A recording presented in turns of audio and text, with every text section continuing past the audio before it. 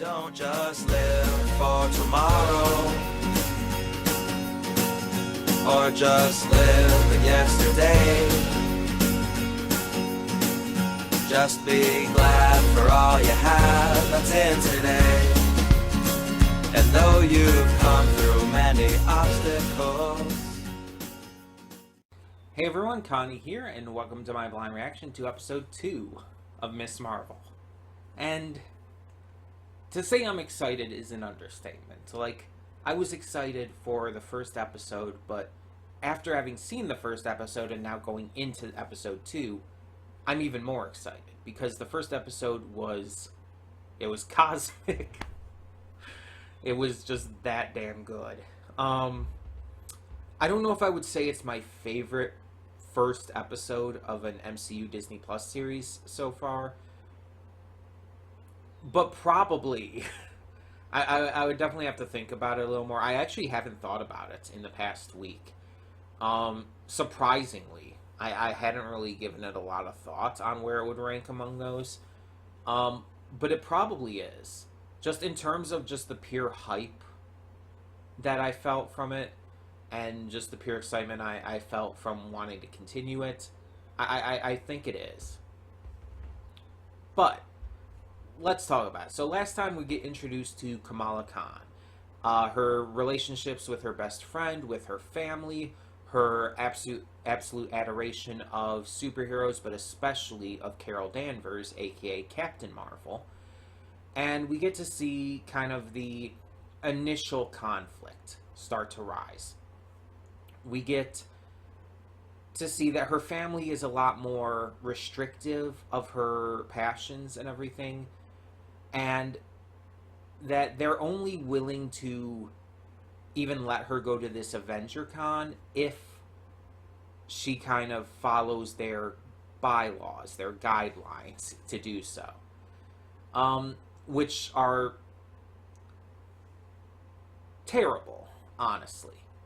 Like, looking at it from the eyes of Kamala, and from the eyes of, honestly, anyone who would ever want to go to a convention, like, the idea of, like, being driven there and everything, or even, like, oh, your father's gonna go there with you and everything, it's like, okay, that's one thing.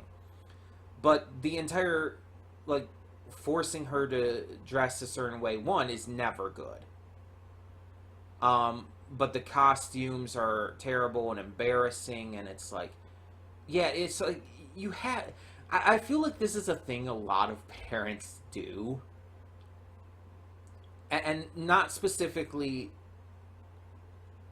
what was shown, but the fact that a lot of parents try to act like they know what's best for their kid, and that's not the case, like, almost ever. I feel like a lot of people really need to grow up and realize this, that the only person who knows what's best for anyone is that person.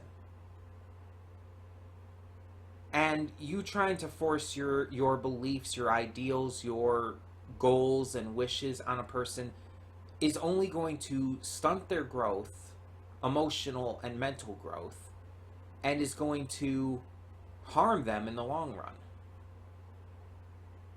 Kids need to be able to live. They need to be able to live their way. And yeah, of course parents have to be there to guide them. And yeah, if the child does anything too bad or anything, of course, punishment, sure. But the punishment also needs to fit what they did. Like, a lot of parents also take that out of hand. And also, physical punishment is never acceptable. It is never acceptable. But, not going to get into that entire rant right now, because I could go forever on that. On how physical punishment is abuse and everything. But yeah, it's like, I feel this is a thing just a lot of parents do. And my parents are definitely included in that. So it's definitely a realistic thing, but it's irritating. because I feel so bad for Kamala having faced this myself. And so it's like, and then the shaming that her mother gives her when she comes home, it's like she tries to shame her into like thinking like, oh, this is not who you are, this is not who you should be, do you really want to be this? And she's like treating it as if it's like this horrible thing that she did. She went to a fucking convention, she had fun, and yes, things went out a little out of hand when she discovered her powers, but that was an accident. And honestly, everything leading up to that was a blast for her and was good for her. Like, kids and teenagers, they should be able to experience this kind of stuff, to go and live out their passions. That is what will help them grow mentally and emotionally. And it's just, it's the right thing.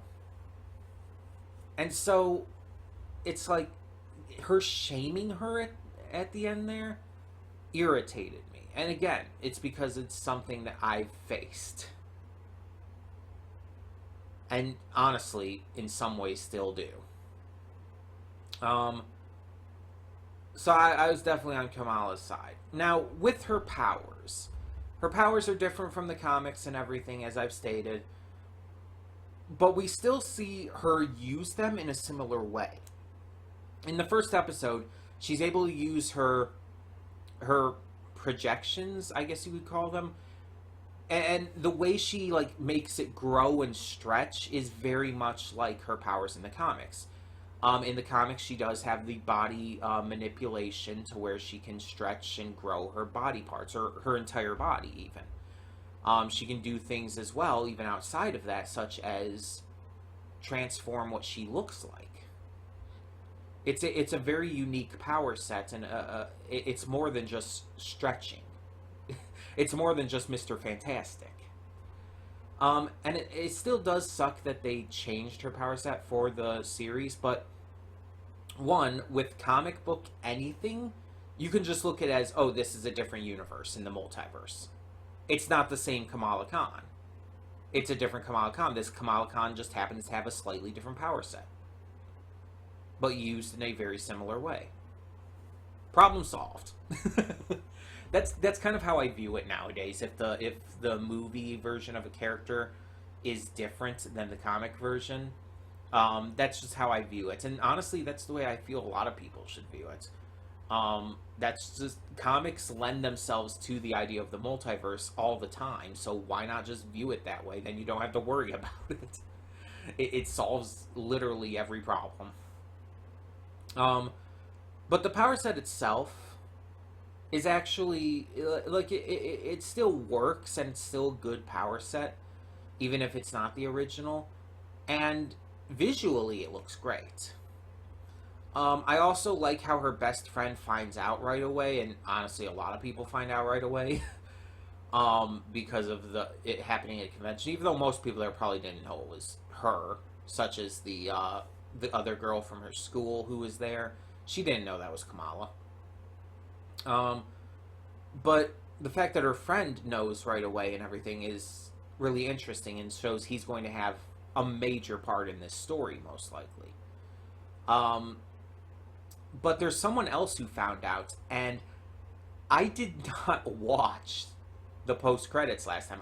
For some reason, even though this is a Marvel thing, even though it's an MCU thing, I did not think to watch the end credits and see if there was a post-credit scene. There was.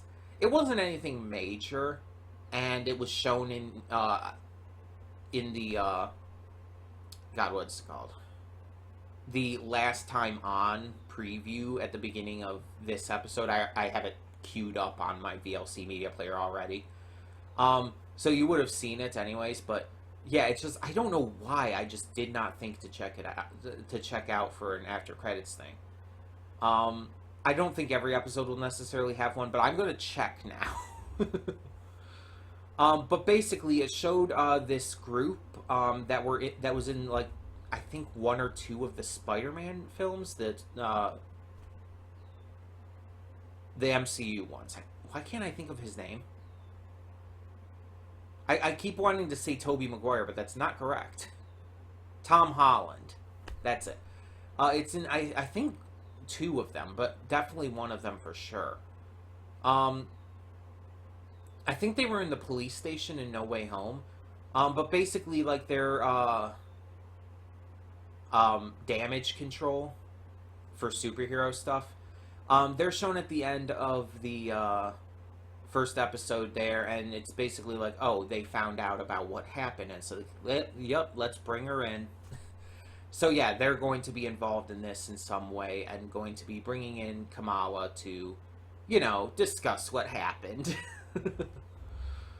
So that's going to be interesting to see. I don't, like, they were not the most memorable parts of Spider-Man for me, so I'm not, like, super familiar with them comparative, like, to other parts from those movies, but I definitely recognize them when I did eventually see that during a reaction. Yeah, that's the even worse part. I didn't even think about there being an after credit scene until I saw someone else react to the first episode and have it be in there.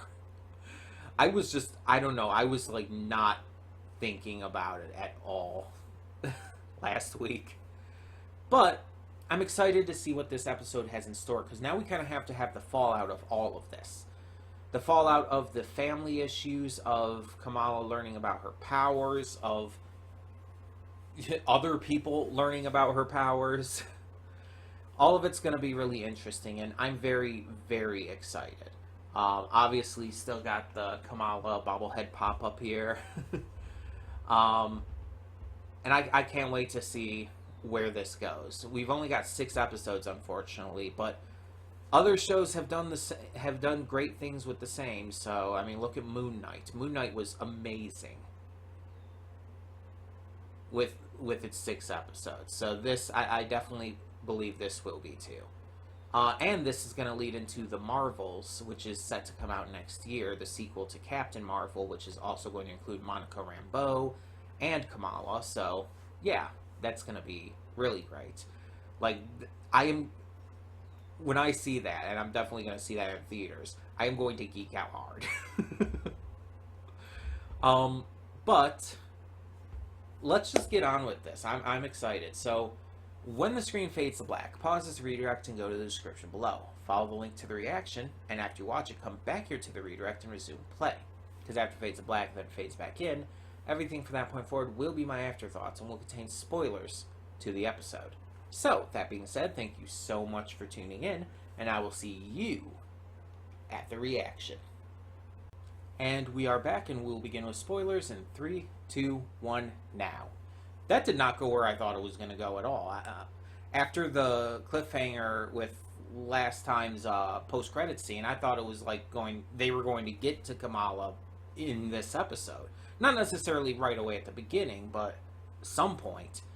No, that didn't happen. Instead, they went after the other girl who threw the party. I can't think of her name right now.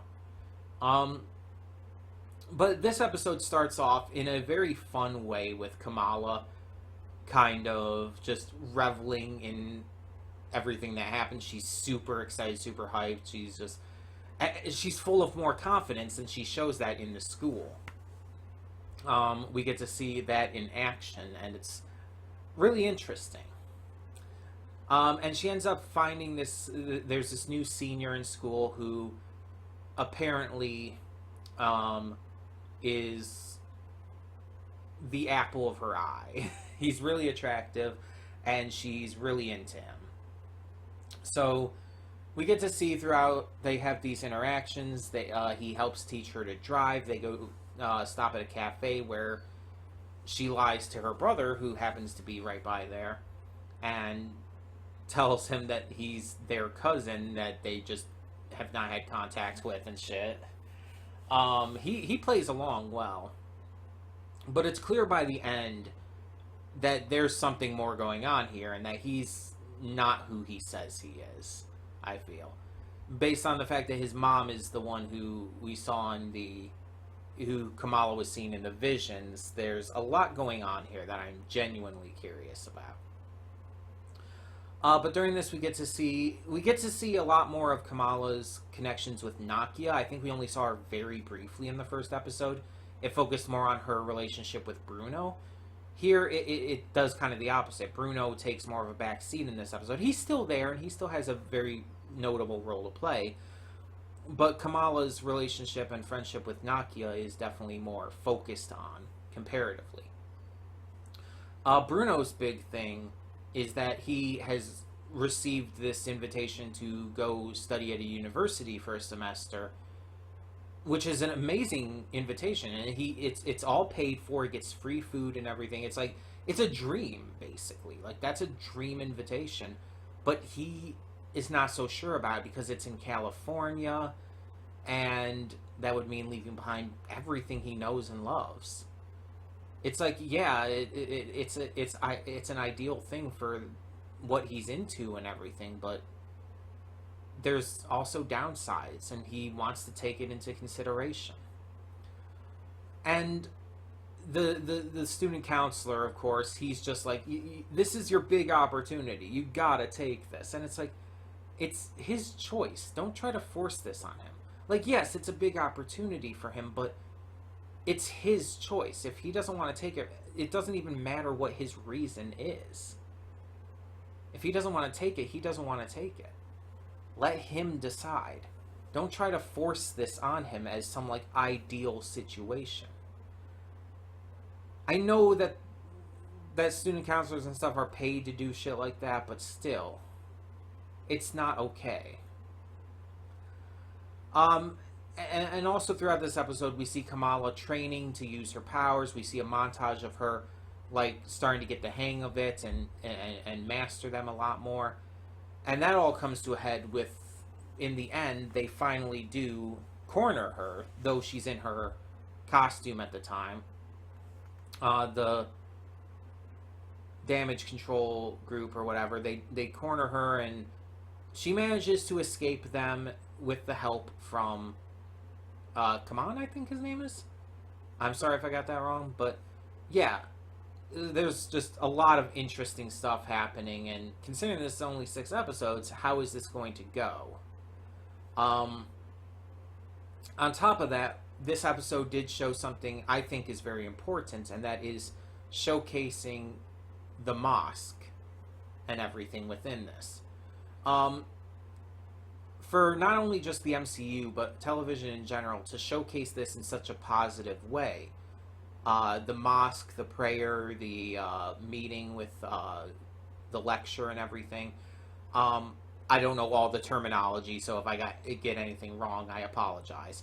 But to see all of that is so important, and it's going to be such a big deal for so many people out there.